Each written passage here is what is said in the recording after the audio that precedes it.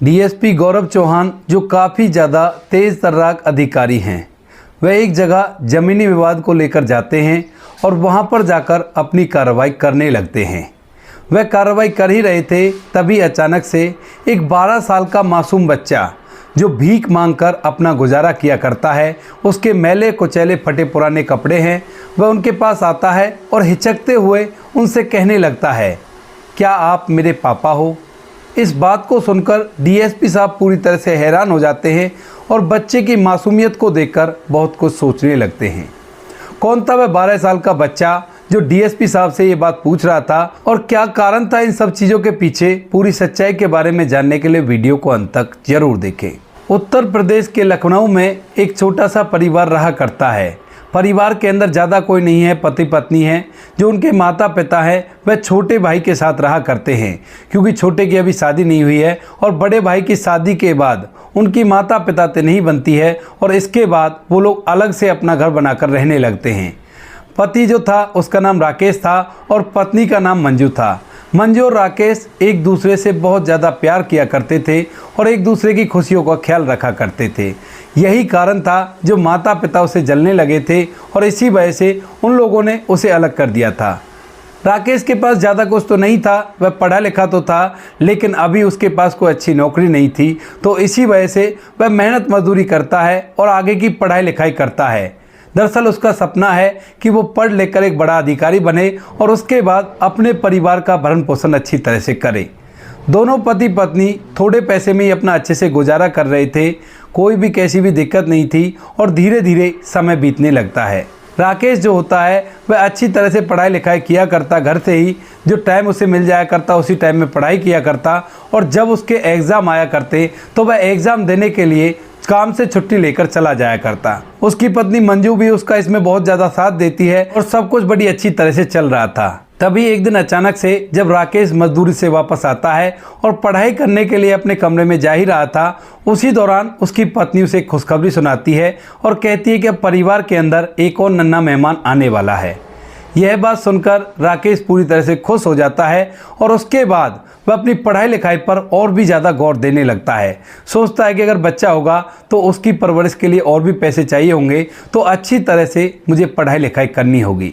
यही सोचकर राकेश अपनी पढ़ाई लिखाई को करता रहता है और धीरे धीरे समय के साथ साथ उसकी पत्नी को बच्चा भी हो जाता है। मंजू ने एक लड़के को जन्म दिया था, जिसे पाकर राकेश और मंजू बड़े ही खुश होते हैं और दोनों मिलकर उसका नाम विवेक रखते हैं। दोनों पति पत्नी विवेक को बड़े ही लाड़ चाप से पाल पोस कर बड़ा कर रहे थे और जो राकेश है वह दिन रात एक करके मेहनत भी करता था मजदूरी के लिए और साथ में अपनी पढ़ाई को भी कर रहा था। कैसे भी करके वो कामयाब होना चाहता था और धीरे धीरे एक साल बीत जाता है। जैसे एक साल बीतता है तो एक साल बाद अचानक से उस परिवार पर दुखों का पहाड़ टूट पड़ता है और जैसे राकेश एक दिन मजदूरी पर जाता है तो वहाँ पर एक हादसे में उसकी मौत हो जाती है। मौत के बाद परिवार के ऊपर दुखों का पहाड़ टूट गया था और जो मंजू होती है वो काफ़ी ज़्यादा इस बात का विलाप करती है कि उसका पति उसे इस दुनिया में अकेला छोड़कर गया है। क्योंकि जो मंजू थी वह अपने पति से बहुत ज़्यादा प्यार किया करती थी और पति के जाने के बाद वह एकदम से बावली सी हो जाती है, लेकिन जो हो गया था उसे कोई टाल नहीं सकता था, कोई बदल नहीं सकता था और इसके बाद मंजू अपनी ज़िंदगी को अपने बलबूते पर जीने का फैसला करती है। मंजू के मायके वाले उसको देखने तक भी नहीं आते हैं, क्योंकि राकेश और मंजू ने अपने घर वालों की इच्छा के खिलाफ शादी की थी और इसी वजह से जो घर वाले होते हैं दोनों के दोनों से नाराज थे। राकेश ने अपने घर वालों से अपनी प्रॉपर्टी का हिस्सा तो ले लिया था, लेकिन फिलहाल जब वो यहाँ से चला गया है तो वो सारा के सारा हिस्सा मंजू पर तो आ गया है, लेकिन फिलहाल राकेश इस दुनिया में नहीं है। मंजू अब इसके बाद पहले तो कई बार अलग अलग बातें सोचती है और लोग भी उसको अलग अलग राय देते हैं, लेकिन मंजू फैसला करती है कि उसके पास उसके प्यार की निशानी है और वह इसी के सहारे अपने जीवन को व्यतीत करेगी। यानी कि जो भी उससे दूसरी शादी के लिए कहता वह उससे साफ साफ मना कर देती और कह देती है कि मेरे पति की निशानी है, मैं इसी के साथ अपने समय को व्यतीत करूँगी। राकेश के जो परिवार वाले होते हैं, जो उसका छोटा भाई था, उसकी भी अब तक शादी हो चुकी थी और शादी होने के बाद वह अपने परिवार के साथ रहा करता था, लेकिन मंजू और उसके बच्चे से पूरा परिवार नफरत सी करने लगा था। पर मंजू ने संकल्प ले रखा था कि वह अपनी जिंदगी को अपने बलबूते पर जिएगी और इसी वजह से अपने पति की जगह वह मेहनत मजदूरी करने लगती है और अपने बच्चे को पालने लगती है। धीरे धीरे समय बीतने लगता है। मंजू अपने बच्चे का अच्छे से ख्याल रखा करती, उसे किसी भी बात की परेशानी नहीं होने देती। लेकिन जैसे ही बच्चा बड़ा होता है तो अपने पिता के बारे में मंजू से पूछने लगता है। मंजू ये बिल्कुल भी नहीं चाहती कि उसके बेटे को वो सब चीज़ें पता चले जो कुछ भी उसके साथ हुआ है। तो इसी वजह से जो मंजू होती है वह अपने बेटे से झूठ बोल देती है और कहती है कि बेटा, तेरा जो पिता है वो एक बड़ा अधिकारी बनने के लिए गया है और वह बड़ा अधिकारी बनकर लौटेगा। सोच रही थी कि जब बच्चा बड़ा हो जाएगा तो उसके बाद इसे सच बता दूंगी और उस टाइम पर इसके अंदर सहन करने की क्षमता भी रहेगी।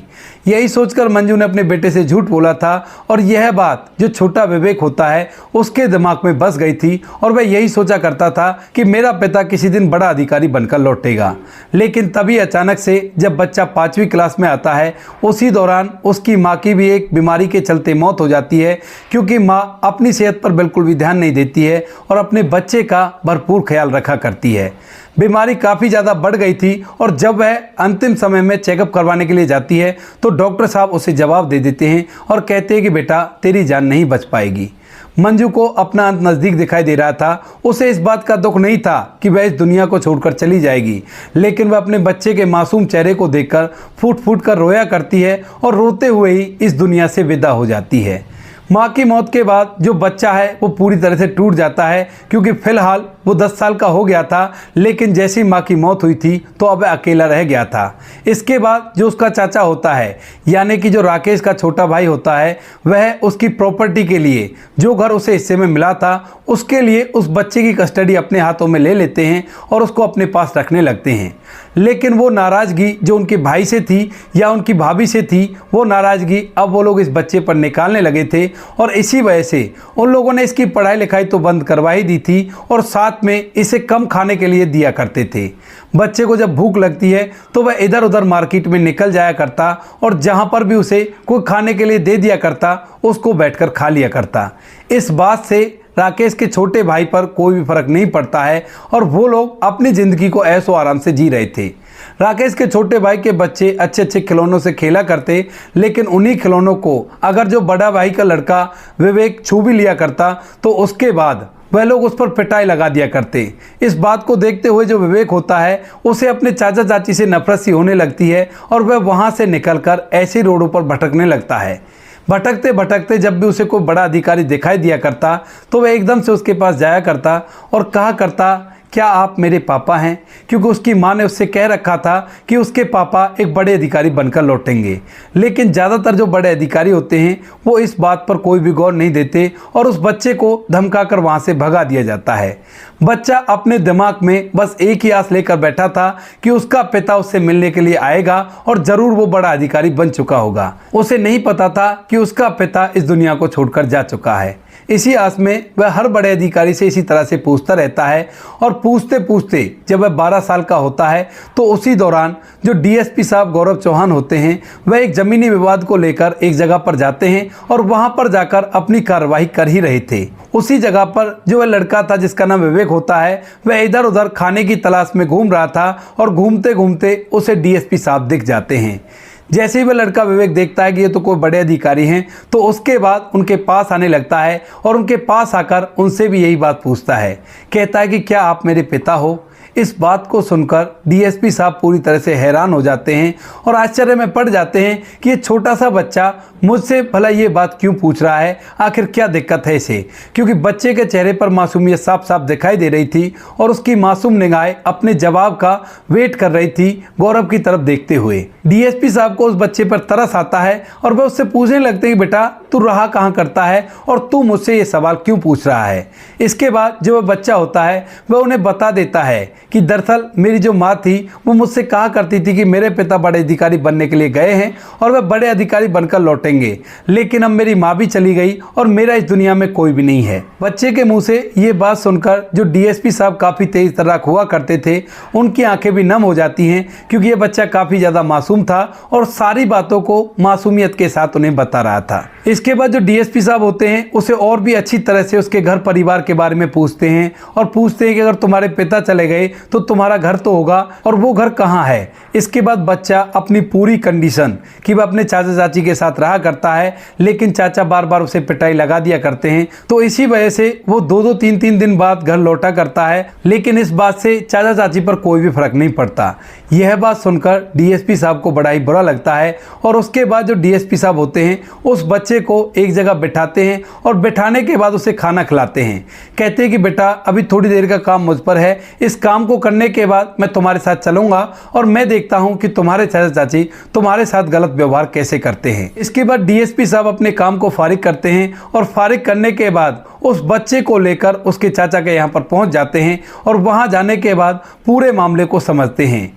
जब डीएसपी साहब के साथ वह छोटा सा लड़का विवेक आता है, तो उसके बाद उसके चाचा चाची इस बात को देखकर पूरी तरह से डर जाते हैं और सोचने लगते हैं कि कहीं आज हमारी खटिया खड़ी ना हो जाए। अब तक जो विवेक के दादा दादी थे वो इस दुनिया से जा चुके थे, वरना वो होते तो शायद थोड़ा बहुत इस बच्चे के लिए कर पाते।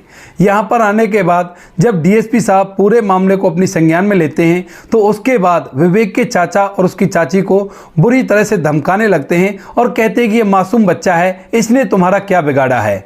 अगर आगे से मैंने इस बच्चे को कहीं ऐसे घूमता हुआ देख लिया तो फिर तुम देख लेना तुम्हारे साथ क्या होता है। इसके लिए बार बार मैं पुलिस वालों को भेजकर इस बच्चे की स्थिति जांचता रहूंगा, और अगर मुझे टाइम मिला तो मैं खुद आकर यहाँ पर इस बच्चे का हालचाल भी लूंगा। और फिर वो चाचा से कहते हैं कि जल्द से जल्द इस बच्चे की जो पढ़ाई रुकी हुई है उसको चालू करवाओ, और उसके बाद इसे अच्छी तरह से घर के अंदर रखो। लेकिन तभी जो विवेक के चाचा होते हैं वो कहने लगते हैं हाथ जोड़कर कि साहब हम लोग गरीब लोग हैं और हमारे पास इतने पैसे नहीं हैं जो इस बच्चे की पढ़ाई में भी पैसा लगा सके। मैं जैसे तैसे करके मजदूरी करके अपना गुजारा कर रहा हूँ। अगर ये बात है तो आप कोई सरकारी स्कीम के तहत इसका एडमिशन करा दीजिए, ताकि ये पढ़ाई लिखाई कर सके और बच्चे को हम अपने घर के अंदर अच्छी तरह से रख लेंगे। इस बात को सुनकर जो डीएसपी साहब होते हैं वो थोड़ा सा सोचने लगते हैं। थोड़ी देर तक डीएसपी साहब सोच विचार करते हैं, और सोच विचार करने के बाद उस बच्चे के पास आकर बैठ जाते हैं। कहते हैं कि बेटा ये बताओ क्या तुम्हें पढ़ाई लिखाई अच्छी लगा करती है। तभी जो विवेक होता है वह इस बात को सुनकर झट से कहने लगता है कि हाँ सर, मुझे पढ़ाई लिखाई बहुत अच्छी लगती है और मैं पढ़ने लिखने में काफ़ी ज़्यादा होशियार था, लेकिन जब से माँ की मौत हो गई उसके बाद से मैं पढ़ाई लिखाई नहीं कर पाया हूँ। इस बात को सुनकर डीएसपी साहब फाइनल फैसला अपने मन के अंदर कर चुके थे। दरअसल उन्हें पता था कि सरकारी संस्थान में इतनी अच्छी पढ़ाई नहीं हुआ करती, तो इसी वजह से वह इस बच्चे का एक डे बोर्डिंग स्कूल में एडमिशन कराना चाहते थे, जहाँ पर उसे रहने खाने के लिए भी अच्छा मिल जाएगा और साथ में उसकी पढ़ाई लिखाई भी अच्छी हो जाएगी। इसलिए वह खुद इसका खर्चा उठाना चाहते थे। तो वह उसके चाचा से कहते कि ठीक है, कोई बात नहीं, अब तुम्हें बच्चे की देखभाल भी नहीं करनी पड़ेगी और ये बच्चा पढ़ाई लिखाई भी अच्छी तरह से कर लेगा, लेकिन तुम लोग इसके गार्जियंस हो, तो गार्जियंस होने के नाते तुम्हें इसका वहां पर एडमिशन कराना होगा। डीएसपी साहब उन्हें पूरी प्रक्रिया समझा देते हैं और कहते हैं कि फीस वगैरह मैं अपने आप भर दूंगा, कोई भी कैसी भी दिक्कत नहीं है। ऐसा कहकर डीएसपी साहब वहां से चले जाते हैं, और दूसरे दिन जो विवेक का चाचा होता है उसको अच्छी तरह से तैयार करके उस डे बोर्डिंग स्कूल में छोड़ आता है जिसके लिए डीएसपी साहब ने कहा था।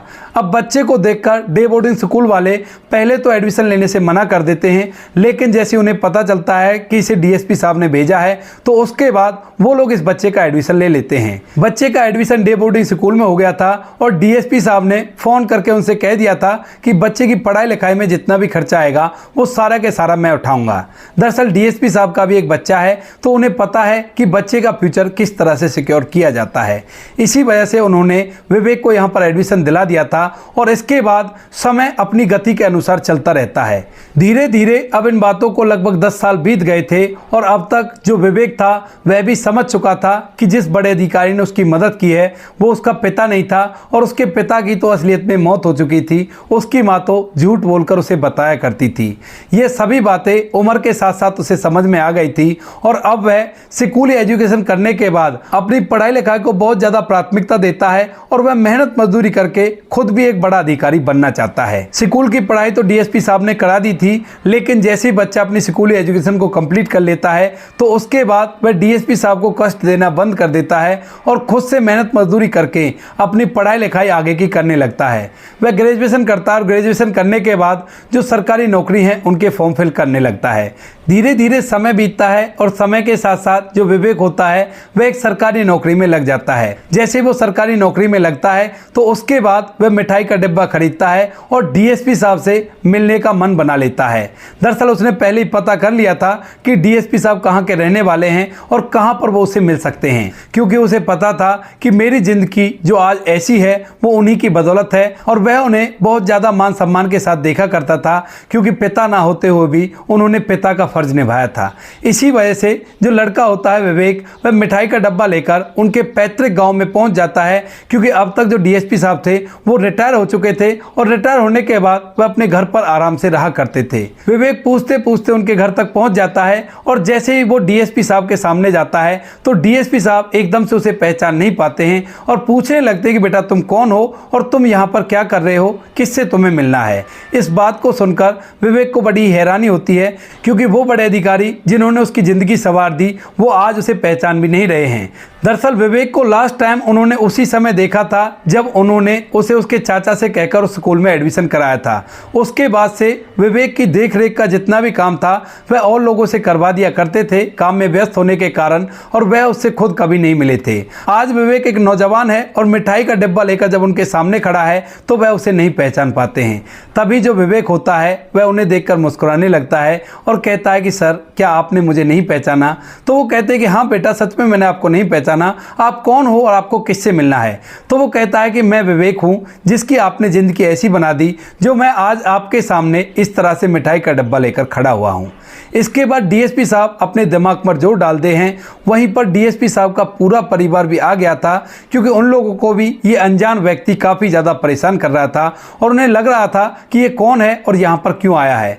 उसके बाद डीएसपी साहब को याद आ जाता है कि ये कौन सा विवेक है और किस वजह से यहाँ पर आया है। इस बात को सुनते ही वह एकदम से उसके कंधों पर हाथ रखते हैं और कहते हैं कि बेटा तू तो बहुत बड़ा हो गया। लेकिन तभी जो विवेक होता है उसे जब ये पता चलता है कि उन्होंने उसको पहचान लिया है तो एकदम से वह उनका पैर छूता है और कहता है कि सर आज आपकी वजह से मैं सरकारी नौकरी में लग चुका हूँ। यह बात सुनकर डीएसपी साहब की आंखें नम हो गई थी, क्योंकि वो मासूमियत भरा चेहरा आज भी उन्हें अच्छी तरह से याद है, जिस मासूम चेहरे ने यह कहा था कि कहीं आप मेरे पापा तो नहीं हो। इसके बाद जो डीएसपी साहब होते हैं उसे घर के अंदर बिठाते हैं और पूरे परिवार को इस बच्चे के बारे में बताते हैं। डीएसपी साहब का जो बेटा होता है वह गवर्नमेंट जॉब तो नहीं लगा था, लेकिन उसका अच्छा खासा बिजनेस था और वह अपने पिता की अच्छे से देखभाल किया करता और उनका कहा भी माना करता है।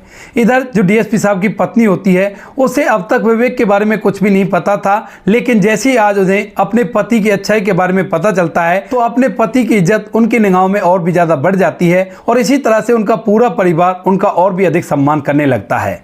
फिलहाल जो विवेक है वो अपने कोई भी बड़े फैसले लेने से पहले डीएसपी साहब से सलाह मशवरा किया करता है और डीएसपी साहब भी उससे आज तक भी अपने बेटे का ही नाता रखा करते हैं और उसको अच्छे से गाइडेंस दिया करते हैं।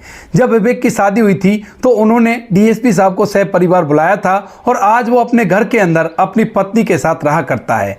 कभी भी उन्हें कोई ऐसा फैसला लेना होता है तो दोनों पति पत्नी डीएसपी साहब के यहाँ पर जाते हैं और वहाँ पर डीएसपी साहब अच्छे से उन्हें गाइड किया करते हैं। तो दोस्तों ये थी आज की कहानी। आपको कहानी जैसी भी लगी हो कमेंट सेक्शन में बता देना। वीडियो अगर अच्छी लगी हो तो वीडियो को लाइक और चैनल को सब्सक्राइब जरूर करें, ताकि हमें थोड़ा सा हौसला मिले आप लोगों के लिए ऐसी अच्छे वीडियो बनाने के लिए। इन कहानियों को सुनाने का उद्देश्य किसी को परेशान करना बिल्कुल भी नहीं है। यह कहानी आपको इसलिए सुनाई जाती है ताकि आप लोग इन कहानियों में से कुछ ना कुछ सीख सको और अपने जीवन में उस चीज़ को अप्लाई कर सको। मिलते हैं किसी नेक्स्ट वीडियो में नए टॉपिक के साथ। तब तक के लिए जय हिंद, जय भारत, जय हिंदुस्तान।